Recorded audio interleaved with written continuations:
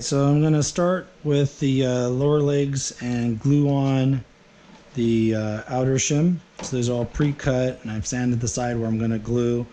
These are an internal shim, so I'll show that process in just a minute. But I've already marked out with the pencil the length of where the shim is going to start and stop,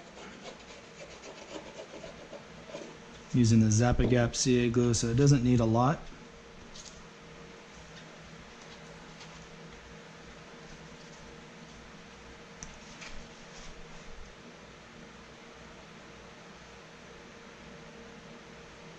I just want to kind of center it.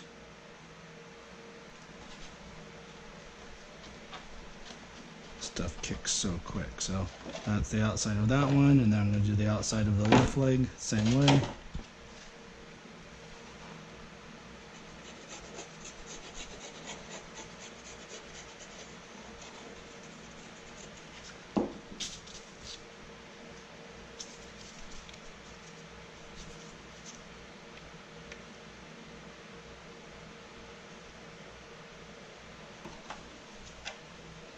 I want to make sure you don't get any glue oozing out. But so that's the outer shim. And then I say outer because what I'm going to do is, so this is the left, that's the right. On this part right here on the right, I've made a thin and then a little bit thicker shim.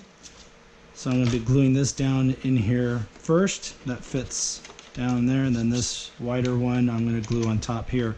The reason why I'm going to do that is because when this part gets glued on, it overlaps a little bit here, but having those two shims on the inside gives it more surface area, so basically it fills up the cavity here, and that way when you're gluing that on, it's got, like I said, a lot more surface to glue onto. So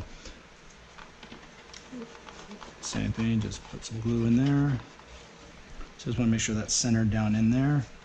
Alright,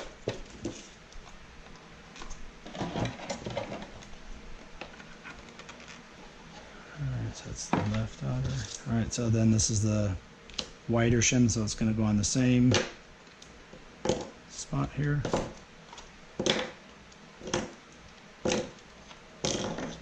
So same thing. I'm going to flood around this one to make sure that one's gluing down well.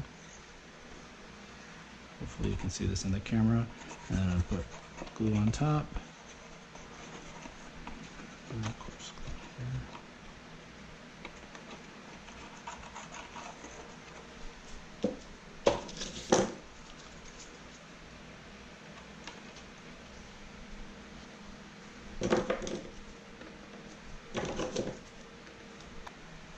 Alright, so I'll be doing the same thing on the other side. But actually I think before, let's go ahead and I'm going to glue those two halves together like that. Alright, so we've got, make sure we've got the right and the right. We've got the outer shim here. We've done the 2 layers of the inner shim there for support, and it's going to glue together like that. I've made sure that the top end butts up nicely, and it's got a little bit of an overlap, and this is all sanded and prepped. So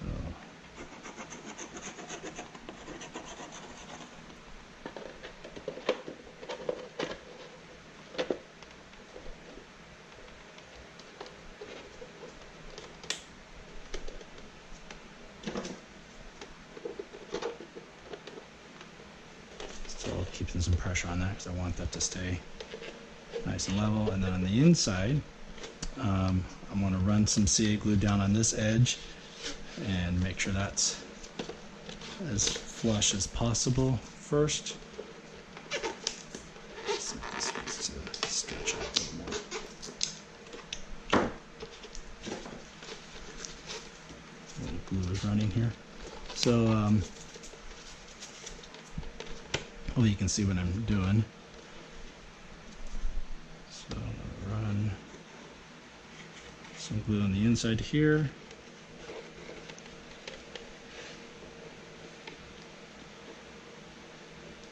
Obviously, front cover will be getting glued on, and The straps will go around and it'll help hold all this together, but that's basically the lower leg. This is the right side, so I'm going to duplicate that for the left side.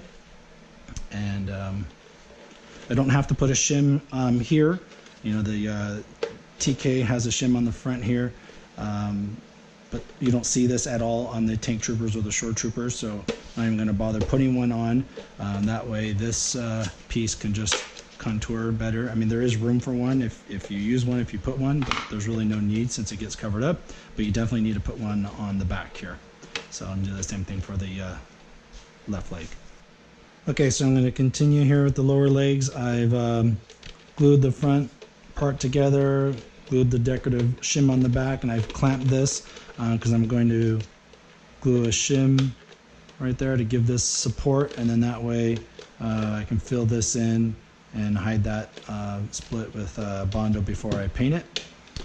So I just cut this shape to fit, bent that with my fingers, sanded this down so it'll bond better. You can either way put glue there or put glue on here. I think what I'll do is lay that in place and give myself a little reference point of how far the glue is going to go.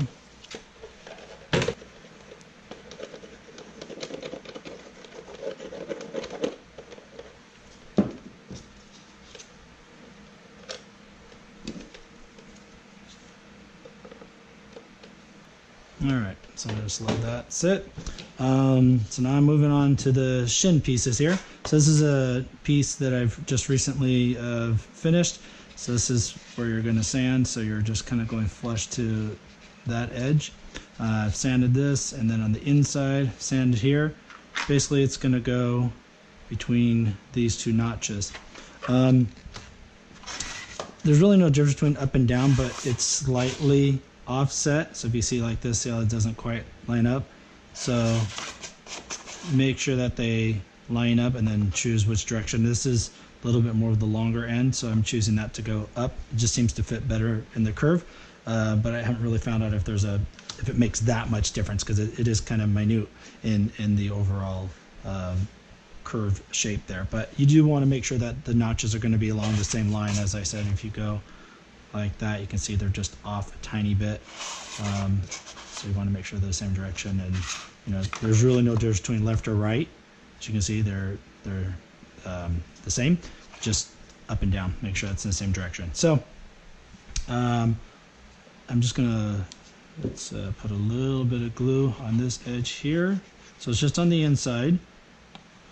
I've already sanded this so that the glue will bond.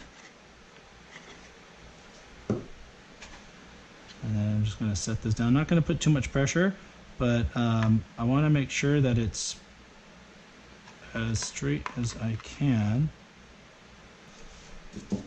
That is one side, and this is the right side. I am going to just make a little note that is the left, just so now I can't see it. I'm just trying to, instead of removing the whole piece, I'm just going to try to cut that as a notch for the boomerang. So something a little different than what I did for my shore. My shore, I cut that completely off, but I just used a little Dremel real quickly and kind of notched that out. So might end up doing something like that. Oh, one other thing I noticed in looking at more pictures, there's actually a little raised piece right there. So I actually just took this out, made this out of a piece of ABS. So I'm going to drop a little CA glue right here. And put that there. Put the shim in here the same way. Again, making sure it's between those two notches. I've already put, I've already sanded this so it's prepped for glue.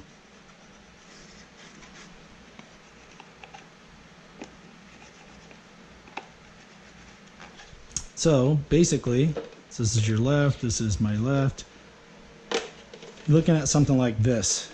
Now this is where it's going to get tricky, because you need to determine how this is going to fit and line up height-wise, and also with your straps and how they're going to fit. You know, flexible straps coming around. So this is where it's going to get a little tricky. Like I said, you don't want to just quickly glue this on and find out that your strap is not going to wrap around. It's supposed to sit right underneath here.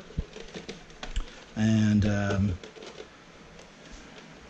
this does not sit up there like a TK. It sits kind of halfway in between. So take your time, make sure you're doing a lot of measuring, making sure that it's sitting in the right spot. And then also there's a little bit of play in this.